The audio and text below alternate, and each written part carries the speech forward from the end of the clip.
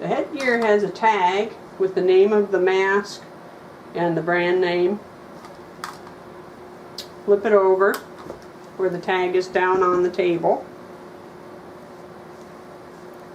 and set the mask in the center. The clip just pushes in and then you squeeze to release. Attach all of your straps.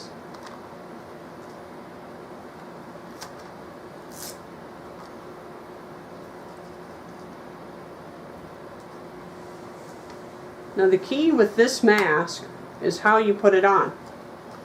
It's all about the sit and swing to create the seal on the bridge of your nose. So most people, they will put it on like so and then they'll wrestle with it this way, lift off, reseat and all that. That does not work on this mask. More often than not, it creates problems.